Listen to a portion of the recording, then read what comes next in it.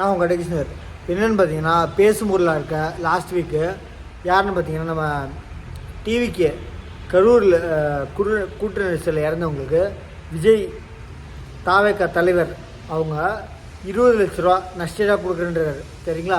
அதில் நிறைய பேர் அதை பார்த்து அந்த பேசினாமாங்களா, என் விஜய்க்காக போய் என் பையன் இறந்துட்டான், கண்டிப்பாக விஜய் வரணும்னு சொல்லியிருக்காரு. சில பேர் சொல்லியிருக்க இடத்துல. சரிங்களா?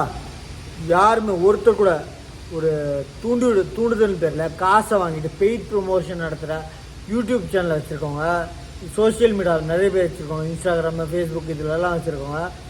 இந்த அம்மா புள்ள இறந்தவா தெரியலையே, இந்த அம்மா எப்படின்னா இந்த 2 குழந்தைங்கள பிரியாணி கொலை பண்ணிட்டு போச்சு இல்லை, அதுக்கும் இந்த பக்கம் என்ன சம்மந்தம்?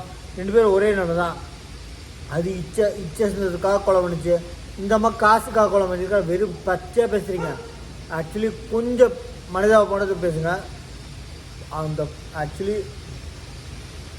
அவங்க யார் செத்தாங்கன்னு சொல்ல, விபத்தில் செத்தாலும் என் பையன் விஜய் கூட்டத்துக்காக போய் அவன் வரணுன்றதுக்காக செத்தான்றாங்க.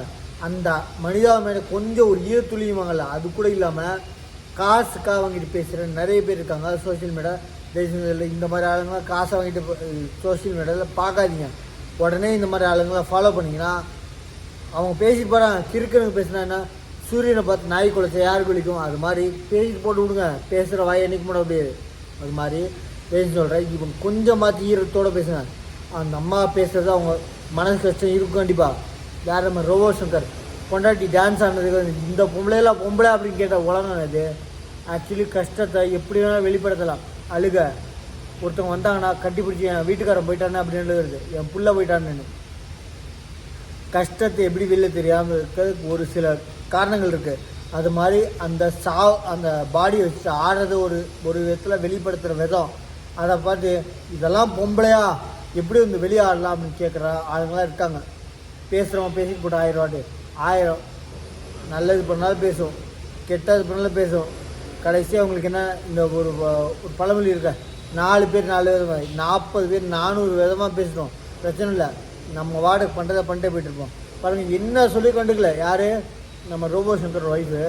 நியாயங்க, ஏன்னா என் புருஷன் போயிட்டாருன்னு கஷ்டம் அவங்களுக்கு.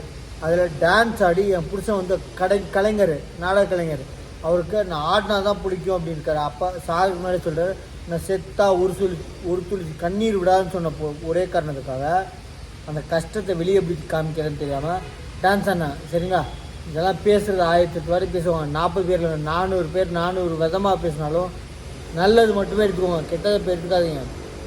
ஏன் இப்படி இந்த வீடியோனா, 20 லட்ச ரூபா வாங்கிட்டு இந்த அம்மா பேசு பிள்ளைய சாக விட்டு இந்த அம்மாவுக்கும் பிரியாணி அபிராமிக்கு என்னன்னா, பிரியாணி அபிராமி இச்சா ஜட்ஜே சொல்லியிருக்காரு.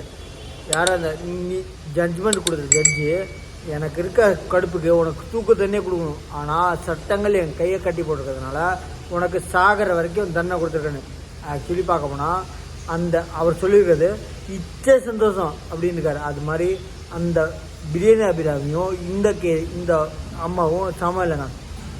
பேசுகிறவங்க கொஞ்சம் மனசில் ஈரத்தோடு பேசுங்க, மனசாட்சிக்கு உட்பட்டு பேசுங்க, காசுக்காக பேசுறீங்க.